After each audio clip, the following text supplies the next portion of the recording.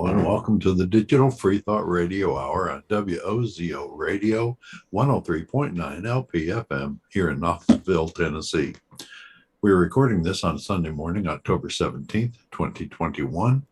I'm Larry Rhodes, or Doubter5, and as usual, we have our co-host, Wombat, on the line. Hello and welcome to the Who told you I was going to be here? Who's talking about me? Who? Tell me who now. You're not paranoid, are you? Our guests today are George Brown 2.5. Hello. Dread Hello. Pirate Higgs. How are you? All the way from Canada. And the John Richards from England. Hello. Digital Free Thought Radio Hour is a talk radio show about atheism, free thought, rational thought, humanism, and the sciences. And conversely, we'll also talk about religions, religious faith, gods, holy books, and superstition. And if you get the feeling that you're the only non-believer in your town, well, you're just not. Here in Knoxville, we have a whole group of 1,000 of them called Atheist Society of Knoxville. We'll talk a little more about that later on. Wombat, where are we going today on our topic? Today we're talking about paranoia. Who told me we're going to talk about paranoia? Oh, okay. I don't know what's going on. We're going to be talking about paranoia and whether or not we're all susceptible to it. But really, does religion reinforce paranoia, which is sort of an extension from our last week's topic on narcissistic personality disorder by George? We're going to be talking about paranoia today, and I think it's going to be an interesting topic. But before we get into the meat and potatoes, I'm going to throw it up to our own Dread Pirate Hicks for our weekly invocation. Ooh, he's got the tricorn on. Our noodly lord, who art in a colander, al dente be thy noodles, thy blood be rum, thy sauce be yum, with meat as it is with vegetables. Give us this day our garlic bread, and forgive us our cussing, as we forgive those who cuss against us. And lead us not into ketoism, but deliver us some carbs, for thine are the noodles, and the sauces, and the grog, whenever and ever. Ramen. Guys, I had a really cool week. First week back after going on vacation for a while. I went to so many different disc golf courses and had a lot of fun times. I went to 2 tournaments, got last place in both of them, but my score overall wasn't bad. I was 3 over. So that's just a very competitive, group of people that I was with. But I felt really good. I felt like, I got that bucket list item checked off. And now I just need to figure out more things to pack into my weekends to have hobbies. But I don't think anything tops hanging out with you guys and catching up on what you guys have been up to since last week. So we're going to throw it up to Dread. What have you been up to since last week, my friend? Well, we had our past out on Friday, so I'm full of vim and sauce and Nice. all that good stuff.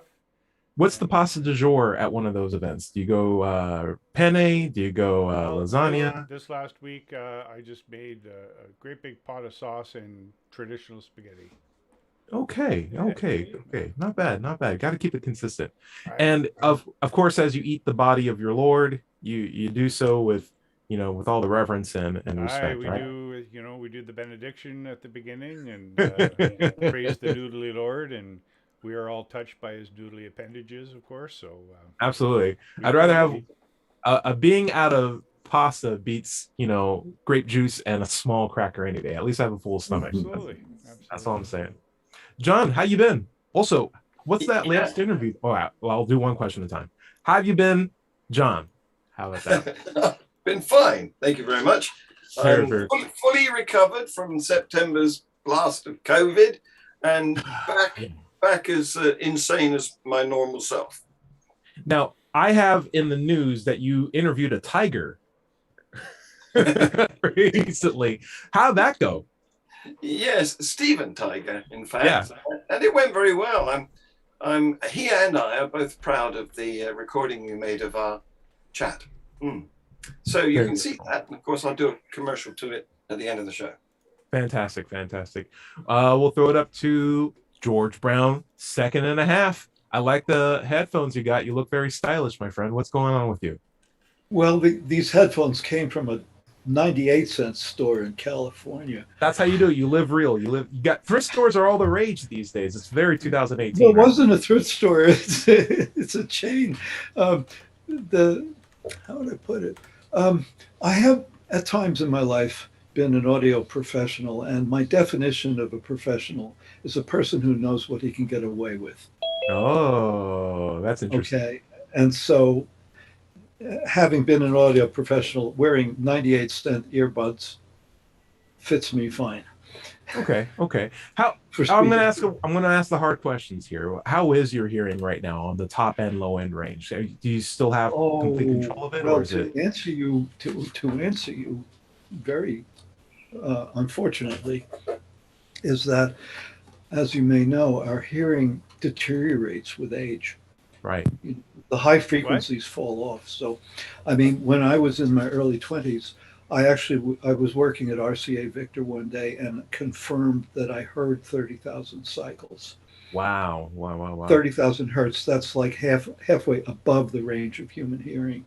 And now, if I'm honest with myself, I'm probably down to about 7,000. Yeah. So Wow. if I'm listening to an orchestra and somebody hits a triangle, I may or may not hear it. You know. So, That so poor now, guy was now when you hear it hurts? No. Oh, Well, we get it. sorry about that. We get it. I won't go into my tirade about changing Fair. the name from cycles per second to hertz. It is a funny thing. My mom got my mom has a CI, or a cochlear implant, and Yes. her hearing has been restored in one ear completely, and Yeah. it took a while for her to realize all the sounds that she wasn't Right. hearing. For a while, it was just like, oh, why is everything so loud? Why is everything so shiny and shimmery and stuff? It's just like, that's the way how things normally sound all the time. She's like, I don't like this. It needs to be like deep and quiet and muffled. Tyrone, how old is your mom? I'm just I'm not going to curious. tell that on the radio. She'd kill me. Larry, Larry, always cotton wool. there's always cotton and wool. Well, you know what she does? She just turns it off now. I think it's good for her. Yeah. Speaking of cybernetic human hearing, Larry Rose, how you been doing? And I'm fine. And welcome, Eric. Hey, Boudreaux. Good to see you again. Good to see Hi, you. Boudreaux. Big girl. Larry, I do want to touch real quick. Why do you have headphones on when you could listen to us with your hearing aid almost wirelessly? I really can't unless I do it on my phone. I mean, I guess I could make my Same computer do it, but the quality of sound isn't as good as with earphones. Okay. Very cool. All right. But I do answer phone through my hearing aids, listen to some like stories and audiobooks up through my hearing aids, news broadcasts through my hearing aids. So that's pretty cool. Comedy shows, maybe even? Yeah, sure. Yeah, anything I can watch on my phone, I listen through my hearing aids. But when it comes to actual music, I'd rather have earphones or earplugs because of the bass response and all that. I can respect that. Yeah, I've had those wireless Bluetooth headsets in one ear, and I would sit quietly in a room and just burst out laughing, and people would look at me like crazy. So I feel like we've completely changed our culture to expect that now. So if I ever see you sitting eating a burrito and laughing hysterically, it's like, just listen. I can talk on my phone, of course, through my hearing aids. So people will often see me standing having a conversation by myself and wondering who the hell I'm talking to. Especially when I answer the phone and someone's nearby and I say, "Hey, how's it going?" And they look at me and say, "Not bad. How are you?" And I say, sorry, I'm on the phone.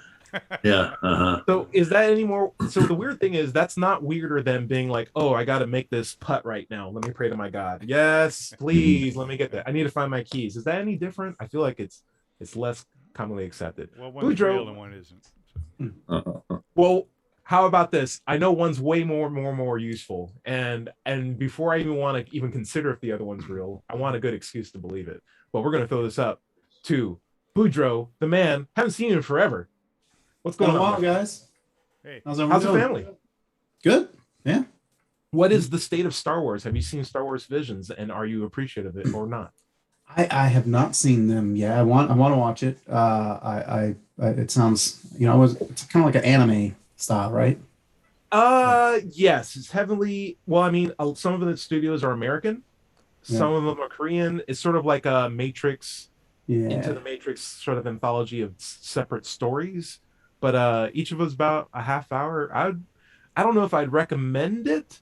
You have to know Star Wars to appreciate it because they go in deep, and they don't, and the references don't stop. there's like Wilhelm screams every 4 seconds, and it's a trap. I'm like, I can sure these are references to something, but It's a Yeah. trap.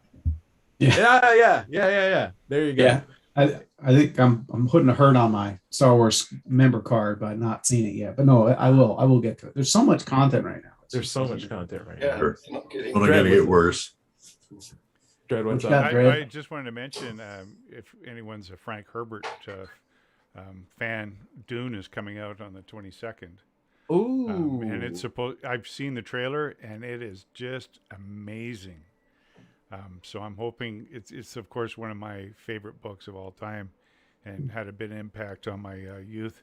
And Right. I'm sure hoping it's going to be much better than the one with Sting. Well, they had a high bar. They had a high bar, and I think they Okay. surpassed it pretty well. Yeah, I'm looking So- forward to it. I wanted to touch on something a little weird. I'm going to pick on you a little bit, Boudreaux, because I had the similar feeling. Sometimes when I'm part of like a fandom, but I'm not face to face with people, I feel bad when I'm not keeping myself up to date. Mm. And I always have to take a step back and realize, why do I care what other people think what I'm doing in my free time? It's not like anyone's watching me right now. It's not like I'm being observed by a fandom police. But why do I still have the sensation of like, oh, I'm letting people down, or I should be doing more, right? And I feel like that is, in its own little small way, is like maybe healthy paranoia, or like a weird twinge of paranoia. The idea of feeling like you're being observed, watched, accredited, whatever you want to call it, when in fact that may not necessarily be the case at all. And I can definitely see the biological advantage to having paranoia, like being able to constantly look over your shoulder might keep you a little bit longer in the woods or in the cave or the jungles, more than people who are just super confident about what's ahead. But I wonder, do we all have small senses of paranoia, even if it's in a healthy format? And could that be exacerbated by religion? And I wanted to have that conversation today. So, John, it sounds like you want to start. I'm throwing this at you. Do you have paranoia? And what do you think about your coolest paranoid story, if you do have any?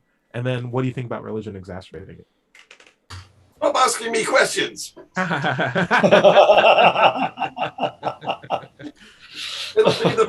It'll be the bucket over the head with the wooden spoon beating it next, won't it? Yeah.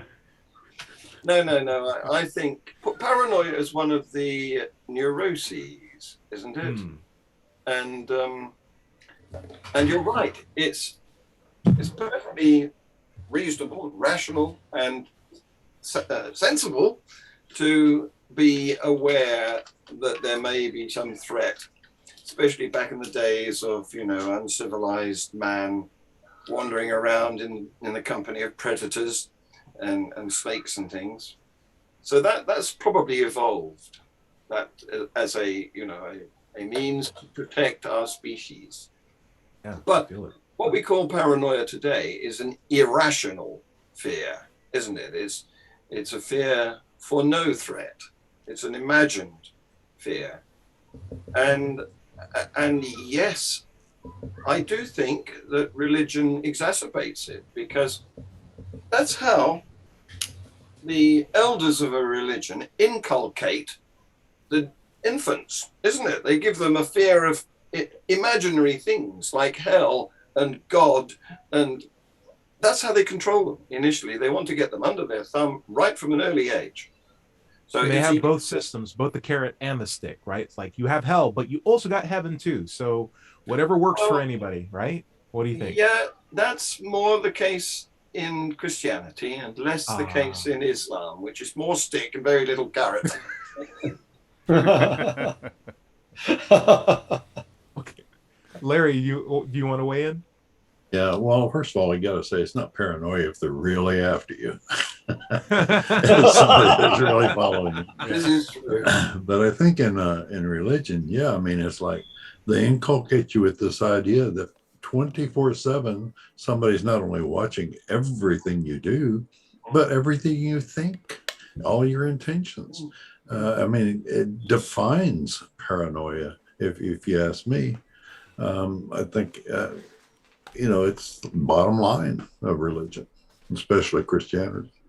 It's also to me, it feels just like an unneeded aspect because you have Santa Claus. Why does he have to know when I'm sleeping? Why does he have to know if I've been bad or good? Like, does he need to know my address too? It just seems like this guy has too much information on me. I'm freaking out. Hujo, I'll throw this up at you. How do you feel? Do you ever have senses of paranoia, and what do you think about them? Sure, yeah, and I like John's distinction too with rational versus irrational. And I'd even dare say if you truly believe in a God and you believe God is good, then is it irrational? Is it an irrational paranoia for a Christian to think somebody's listening to their thoughts and watching them? I think at that point, if you truly believe and you're not BSing yourself, then I guess that is kind of a rational paranoia. Maybe it's the only way keeping that person good. And I know some religious people have said they would just shoot people if there wasn't a God, right? Right. I'll throw this out at you, Bujo. I think it could be a consistent train of thought, right? If you believe that there's a higher power speaking to you, and you want to make that being happy no matter what. But if the belief system itself is irrational, then I would imagine everything that derives from it is irrational as well, including the sense of paranoia that comes from it. Sure, from our perspective, sure, it's irrational, but from their perspective, it's consistent. It's consistent. Yeah. So yeah. I guess so. I think. Yeah.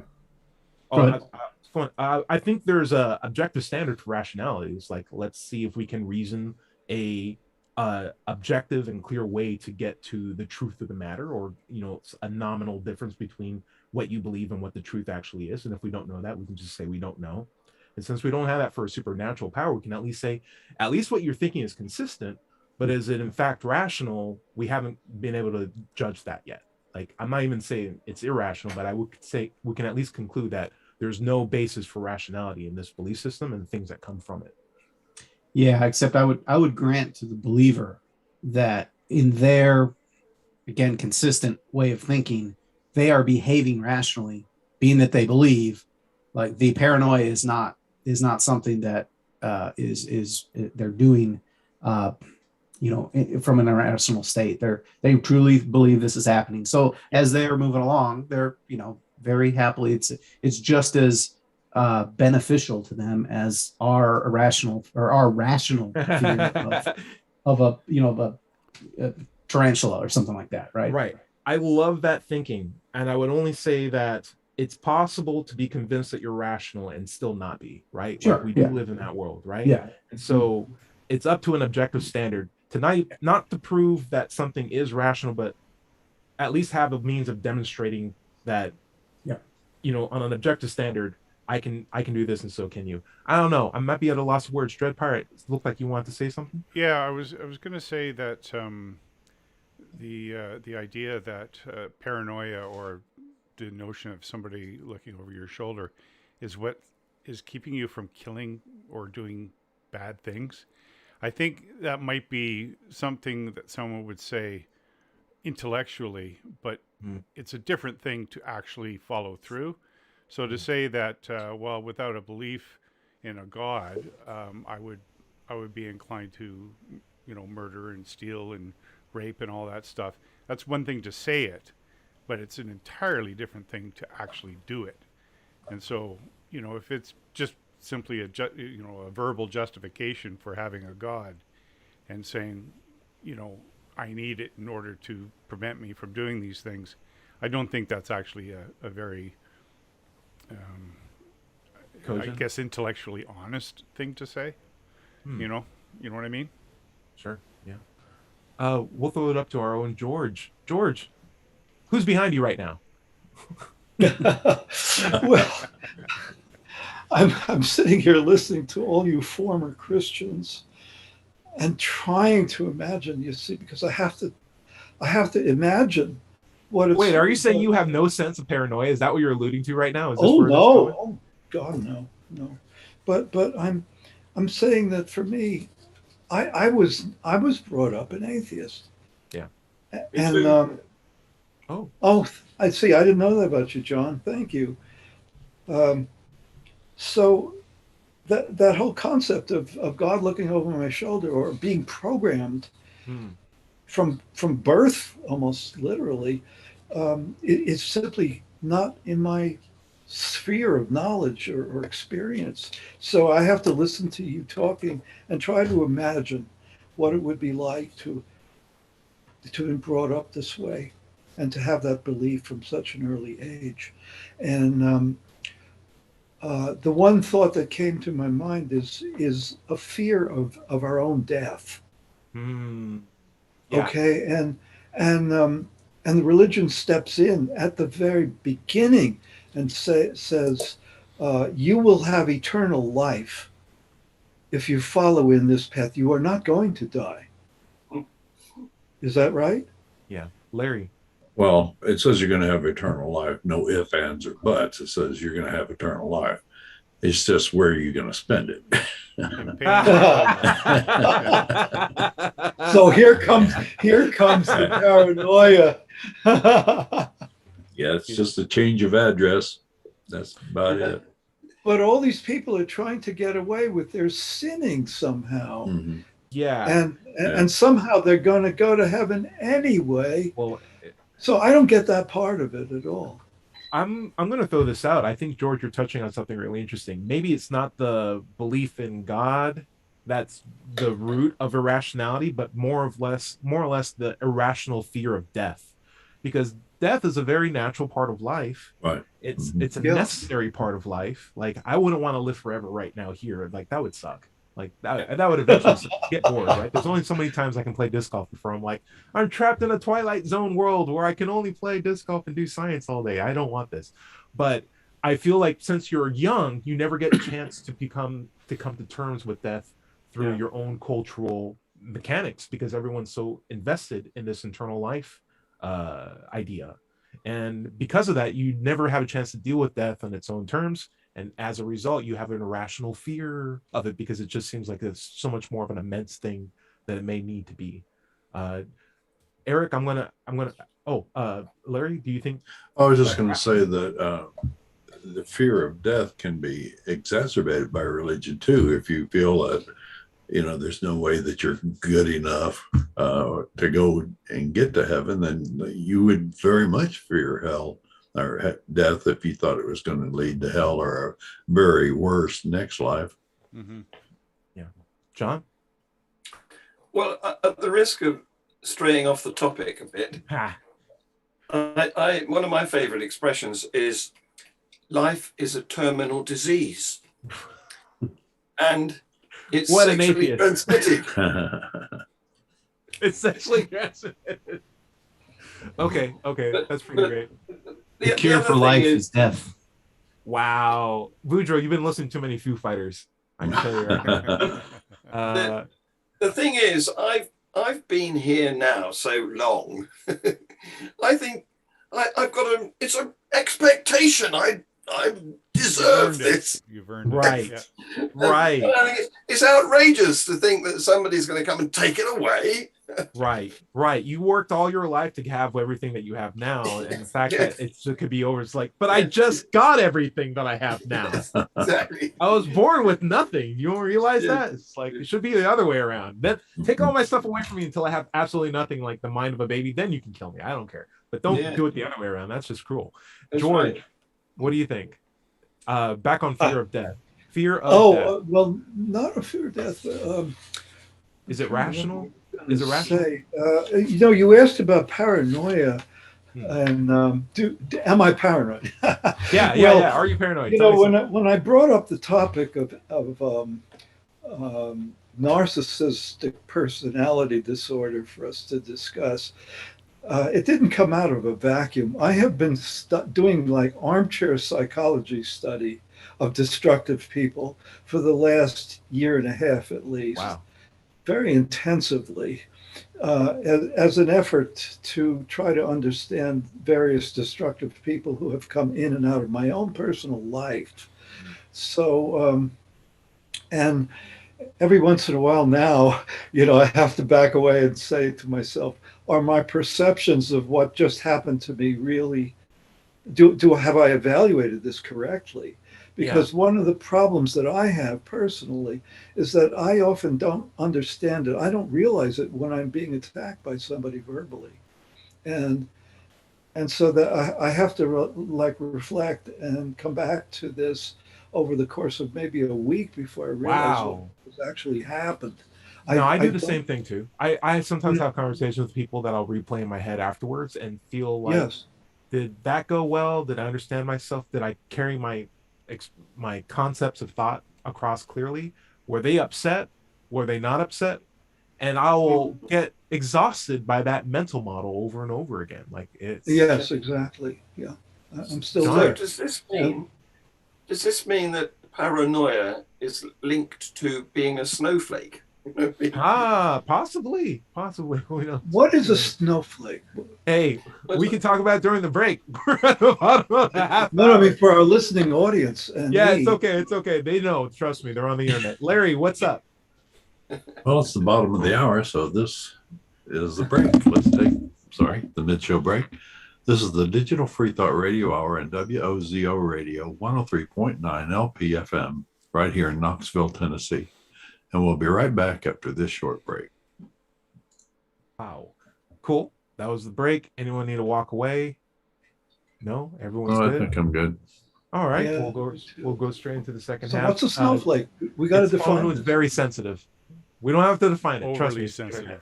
Yeah. No, for our listening audience. It's They someone who they all know.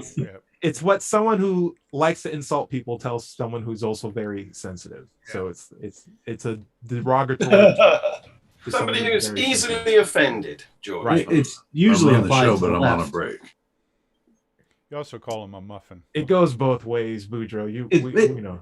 It does, but I tend to hear it a lot from the right talking about They the tend left. to be the ones who name call the most, right? Like they Yes. like those simple two-syllabic words. But yeah, So it's a form of blaming the Monosyllabic. victim. yeah, Blaming the victim. disyllabic. You're too sensitive. Basically, yeah, that's what they're saying. Yeah. Lighten up. We're ready to jump back in. Are we going to Okay. stay on topic? We will. Yeah. Oh, was there a topic you want to bring up, Eric? No, I want to respond to that rational death, irrational. I don't know, but I don't have to. Fantastic. We can move on. No. We definitely will. Okay, here I come. All right. 5, 4, 3, 2. Welcome back to the second half of the Digital Free Thought Radio Hour. I'm Dr. 5, and we're on WOZO Radio 103.9 LPFM right here in Knoxville, Tennessee. Now let's talk about the Atheist Society of Knoxville, or ASK. It was founded in 2002, and we're in our 19th year. ASK has over 1,000 members, and we have weekly Zoom meetings during COVID, but we've also started meeting in person again down in Knoxville's Old City at Barley's Taproom and Pizzeria, out on the patio. You can find us online at knoxvilleatheist.org. We also have an entity on Facebook or meetup.com, or you can just Google Knoxville Atheist. It's just that simple. By the way, if you don't live in Knoxville, you should still go to Meetup and search for an atheist group in your town. Don't find one? Start one. Fun. Wombat, where you want to pick up?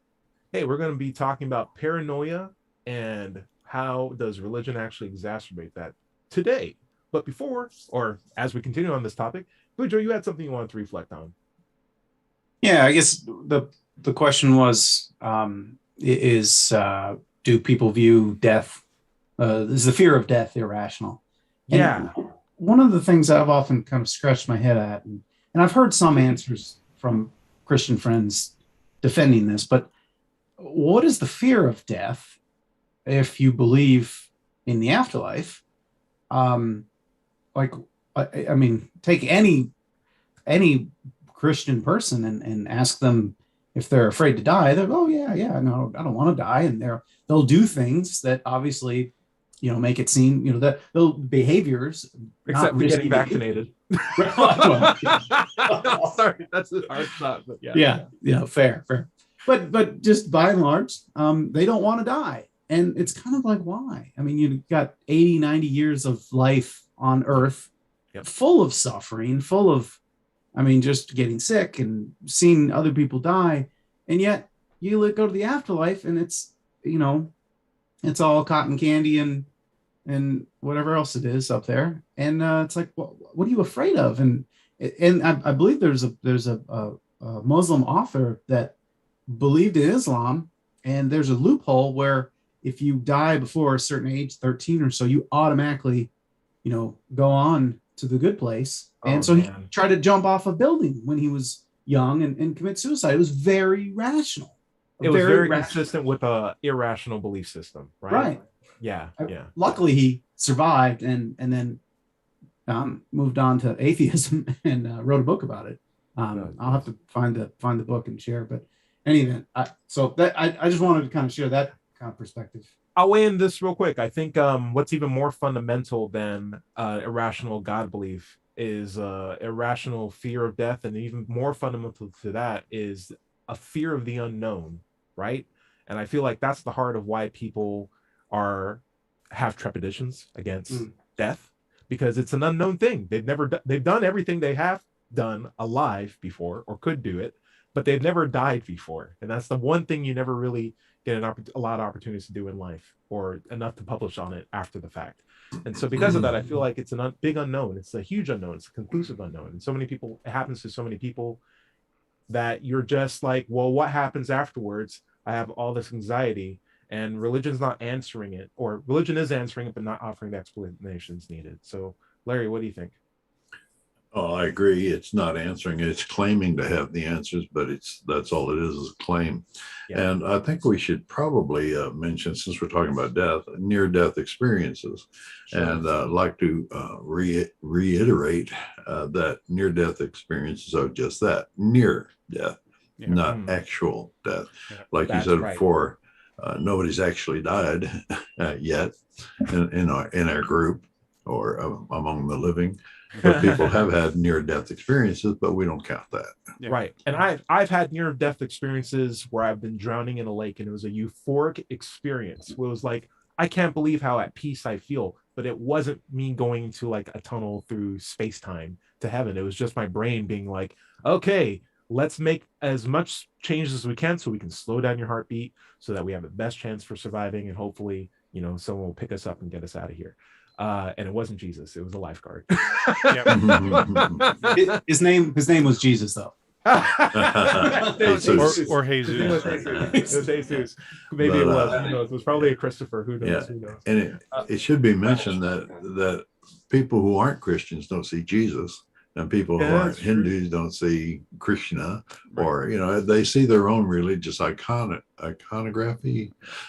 Because that's what's in their brain at the time. I mean, that's what's in their mind. So, Dred, I'll throw this out at you. Do you think it's reasonable to believe that fear of the unknown is the real driver's seat of the fear of death? Absolutely.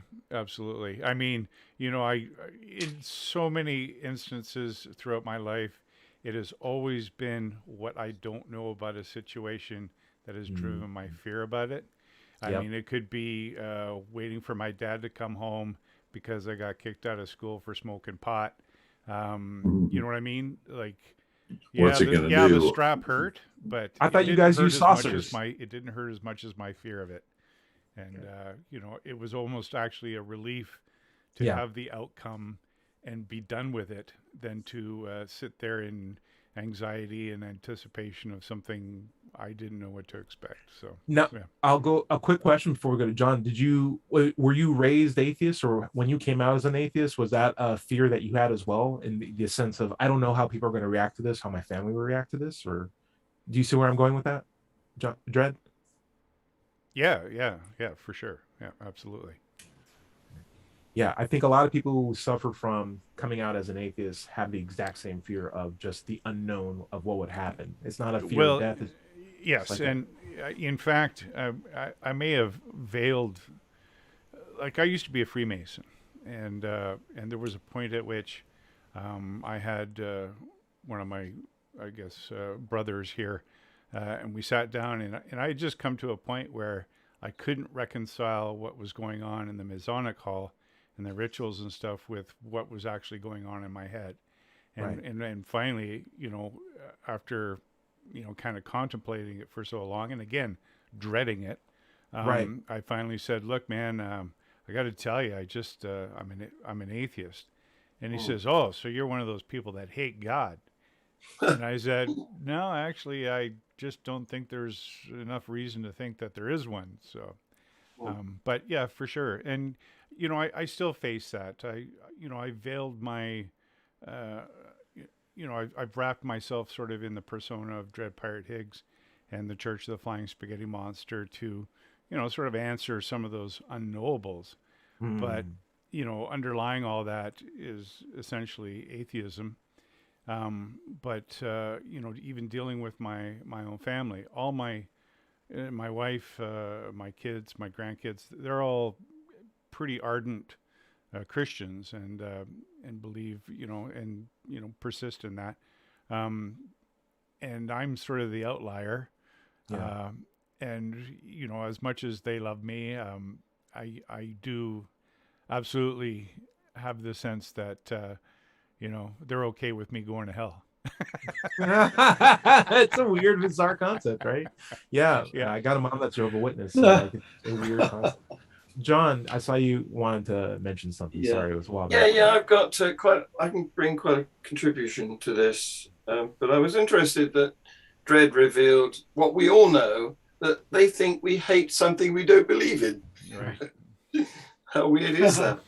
So I So, usually like to ask them if they hate Santa Claus. yes, Or- yes, Right. yes, that's a good comeback. Yeah. But it alarms me, this religiously induced paranoia. It's a sort of holy closed circuit television, isn't it? That's Right.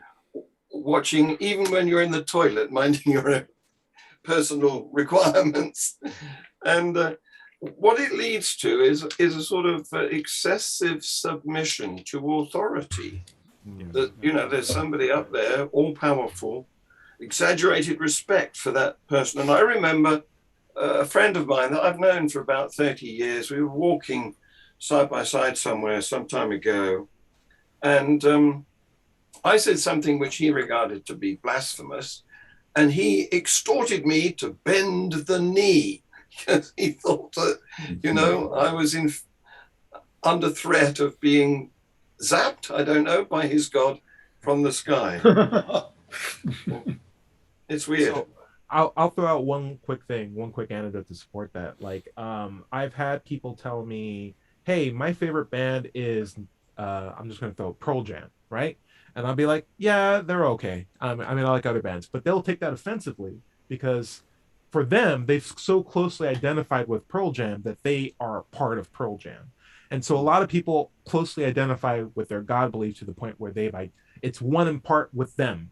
And so I always ask myself, why is this concept of someone who's always watching you, even when you poop, even when even every thought in your head, so unattractive at a face point value if anyone else were to do it, except for a God? It's because a lot of people think in a weird way that they are God, and that's a big powerful thing for God to do, and it's a big powerful thing for them to think that they have direct access to a part of themselves that has that capability too. And that's the only reason in my head why I think it's an appeasing idea for Christians to have an all-knowing God. It's because, well, part of me is all-knowing now too because I'm part God. It's like, oh, well, look at the problems that come with having an actual being that knows what everyone's thinking and is aware of everything and is also control of everything. There's so many implications there, but I don't want to take up too much time. Larry, George, I saw you raising your hand a while back. What's up? Well, I wanted to return to the issue of fear of the unknown because it's an interesting thing. I was reading something recently, I think it was in The Guardian, about fast food chains, and that fast food chains, one of the reasons for their success has been fear of the unknown. In other words, fear of eating food from someplace that you don't know and what it's going to do to you.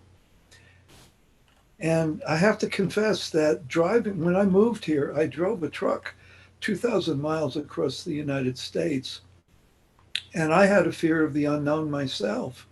And I only ate at chain restaurants.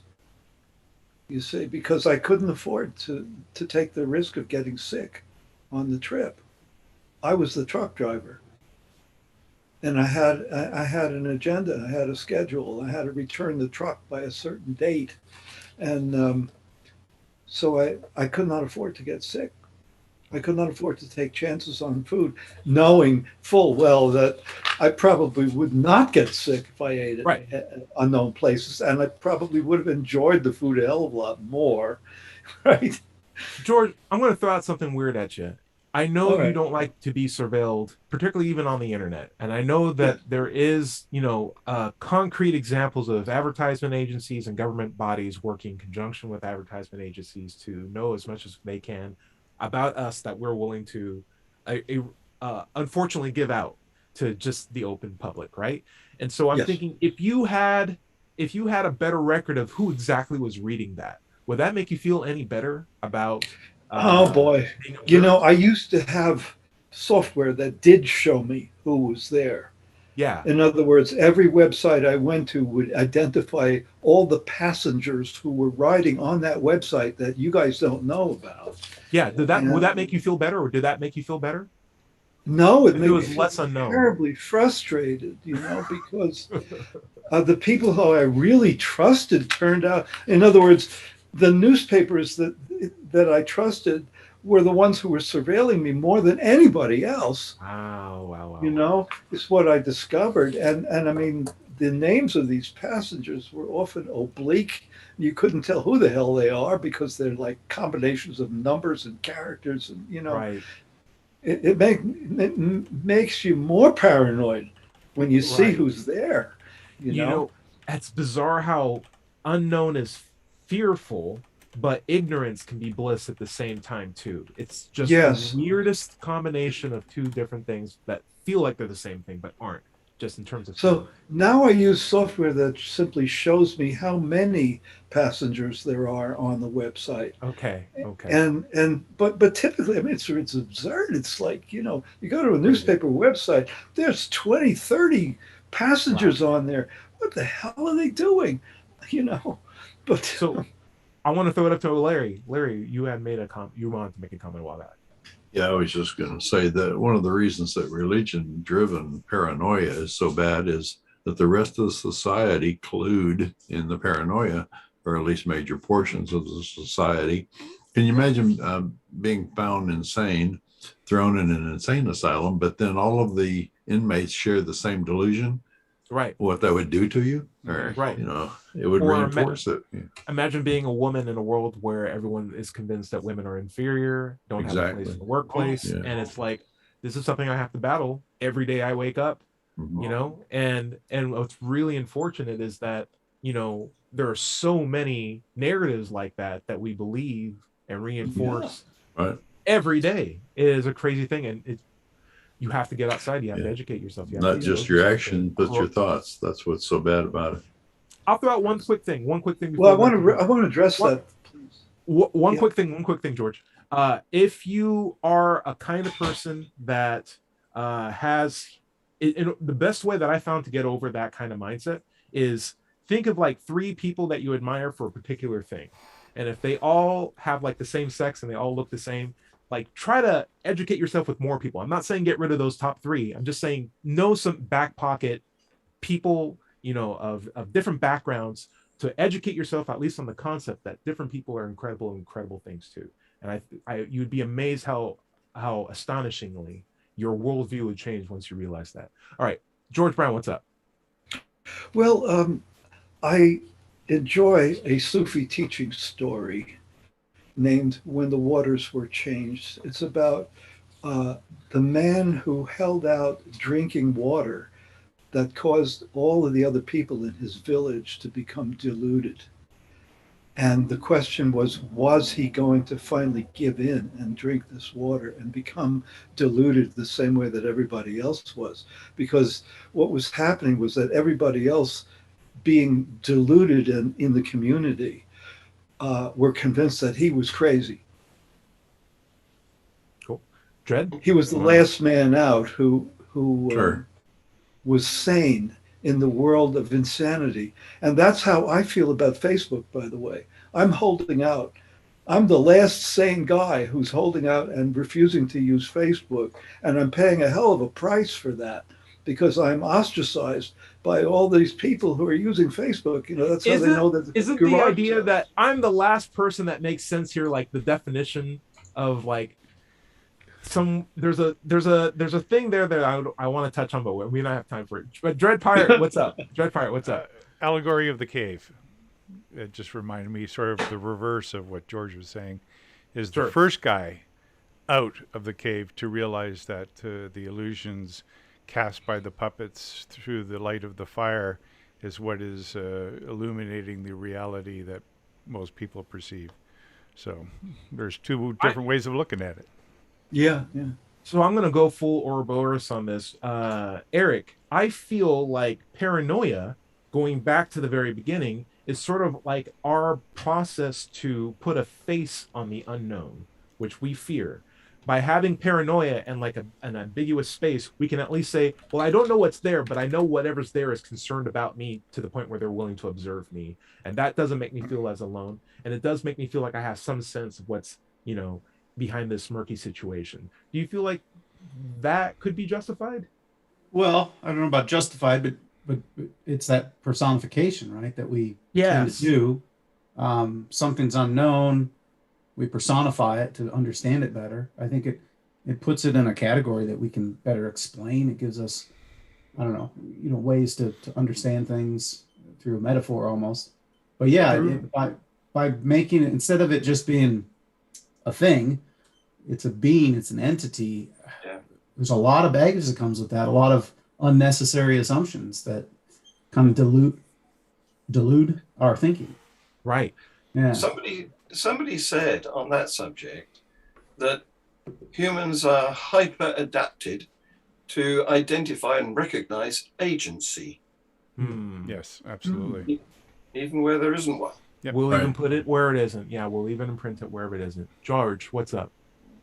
Does this explain the devil, the concept of the devil?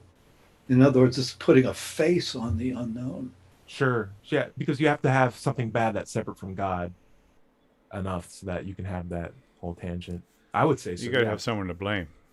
You got to have someone to blame. You got to have someone to be like, hey, we got second place. That's the devil's fault. First place, hey, thank you, God. Thank you, God. Yeah. I've been wondering for years about why is there a devil at all? If God is omnipotent, there would be no devil. Problem of evil, right? Larry, what's up? Well, yeah, that's a problem that polytheists don't have. They have gods that do this and gods that do that. And if, something bad happens, then they're either fighting or one god acted badly. That's right. If one god is responsible for every single thing that happens on the earth, then he's also responsible for evil and sickness and all this other stuff.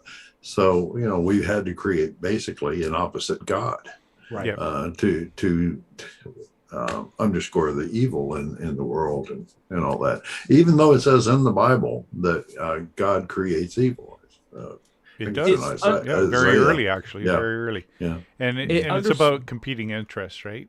Certainly the Greek pantheon was about competing interests, like you say. Polytheists didn't have the problem of evil because it was the foibles and the fickleness of these personalities that were just elevated to superhuman status, right?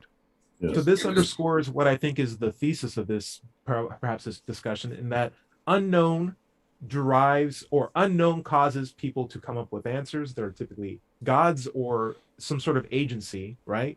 And we can worship those particular forms. And I feel like if unknown makes religion, we can probably cure that by having more knowns. I'm just throwing that out. Yeah. Eliminating the god of the gaps, eh? Yes. John Richards, what do you think? Because we stopped worshiping thunder, right? Bring on scientific method to investigate all the mysteries. Yes. But Larry's right. Back in the days of polytheism, nobody expected the volcano god to be benevolent. Is that true? I feel like Hawaiians or Polynesians might have been like, upset again. Who knows? I watched Apocalypto again here just a couple days ago, and about the, you know, when the sun or when the moon finally came to eclipse the sun, that the god's thirst was finally sated and they let the guy go. Yeah, it's kind of typical, isn't it? Man, this was a mind-blowing conversation, guys. I think we want to go around for last thoughts. George, I know you're thinking, you're sitting there pensively. What's on your mind closing out the show? Oh, nothing. I nothing. Absolutely nothing. You're lucky I can read lips, my friend. John Richards. Oh, Let's so see you what want, show you're talking about. Yeah. you Final want me thoughts to, on. okay. Well, is this to do with the topic, or can I just do my commercial? First, close out the topic for us. You are also a host. You know how to do that, and then go on ahead and start plugging. And we'll plug in. Okay, right. Well, Paranoia, it's a bit like pedophilia or incest. You know, it's all right as long as you keep it in the family. Wow. Relatively speaking. Oh, Dread with the +1. All right, Dread. Thoughts on Paranoia? Paranoia will destroy you. Yeah. Yeah, it will destroy you. Let it go, man. And the thing is, religion can really exacerbate it too. So, Yes, like, absolutely. you know, try to consider where it's coming from. Again, just back to critical thinking. And yes, exactly. And the more you know, the less you can be paranoid about, because it seems to be stemming from the unknown. So Ignorance. Or just accepting that there are things you don't know, can't know, won't know, but may find out later. So, right, you know, just trying to limit the anxiety you feel about things by understanding that this is an absolute part of our reality, and we just have to come to terms with it and move on. I dig it. Boudreaux. I think we missed a component here to talk about paranoia. Time. So if you have plenty of time to think about things and work through it, you can kind of get rid of a lot of the irrational paranoia. Mm-hmm. But as you pointed out in the beginning of the show, it is kind of an evolutionary trait that we have, a healthy bit of paranoia. And you can demonstrate this, and especially in the world of Zoom these days. I was on a call with a friend months ago, and he was in a hotel, you know, back to the door, his door's behind him. He's on a Zoom call. And I just to test it, I thought it'd be funny, Beck. Hey, the cleaning lady's right behind you. Oh. And of course he turns around. he knows the door's closed. He's probably has the door locked. How would maybe even the latch done or there's some signs. But still, it doesn't matter. The instant paranoia, if he had 30 minutes to think about it, he'd probably be like when you shout out duck. Yeah, the craziest thing is you did that violating his free will. Isn't that crazy? All right, I did. Anyway, Larry, do you have final thoughts on paranoia, my friend? No, I think I pretty much mentioned the things that I wanted to talk about. It's just that it seems to be a core backbone of religious thought, especially Christianity. There's no release from it. There's no relief from it. Right. So I would say in religious thinking, yes. And then outside of religious thinking, there is paths to free yourselves from paranoia. And I think what Eric was saying is true. You do need to give it time. I found like religion often steals that time away from you and the ability to think, but you can learn to critically think. You can relearn to reassess what's true and what's not true. And you can learn to know things better. And once you know how to know things, once you have that good epistemology or that good ability to learn true things and know what false things are, I think you can handle the unknown with a much better toolkit than you may have had if you only had religion to go off with. So keep learning, keep asking questions, and that's how you make the unknown smaller and the paranoia goes down with it. Yeah. You can find me at Let's Chat. I got a YouTube channel. You're probably on it right now. Thank you so much for watching. John Richards, what do you want to plug? Plug and chug. Free Thought Productions, that's my YouTube channel, and I went to Manchester in the middle of the week and did a presentation to Manchester humanists. And you've already mentioned my chat with Stephen Tiger, and of course there's Global Atheist News every week. Highly recommend Global Atheist News. Very, very fun. Dread Pirate, what do you want to plug and chug? My channel is Mind Pirate on YouTube, MindPyrate. I live stream this every time I'm on at 8 a.m. PST on Sunday mornings. So check it out. Very nice. Eric, I saw you posting some links. What do you want to plug and chug? Yeah, so I just to circle back on the book I mentioned, it's Why There Is No God, Simple Responses to 20 Common Arguments for the Existence of God. And I did check out his wiki, Armin Navabi. I got his book. Yeah, great book. But in the beginning, he talks about how he wanted to just end it all to guarantee that pass. So, yeah, really good book. I got a lot out of it early on in my... Fantastic. George, anything you'd recommend we check out before next week? No, I wasn't expecting you to get back to me. Fair enough. Larry, I wasn't the last time either. Larry, what's up? What do you want to plug and chug? I heard there's this thing called atheism, but nobody knows what it's about, so we can just move past that. Yeah. What else you got on you? Yes, my book is called Atheism, What's It All About? It's available on Amazon. Remember, you can find this show on Apple iTunes, Pocket Casts, and Amazon as well, and other podcasts everywhere. Just search for Digital Free Thought Radio Hour. You can find my YouTube channel by searching for Doubter5 or Larry Rhodes. You can also send questions for the show to askanatheist@knoxvilleatheist.org. By the way, if you're a member of the clergy, a preacher, imam, or pastor, priest, but no longer believe in the claims of religion, there's hope for you at theclergyproject.org. That's clergyproject.org. If you're watching this on YouTube, be sure to like and subscribe. Remember, everybody is going to somebody else's hell. The time to worry about it is when they prove that heavens and hells and souls are real. Until then, don't sweat it. Enjoy your life. And we'll see you next week. Say bye, everybody. Bye.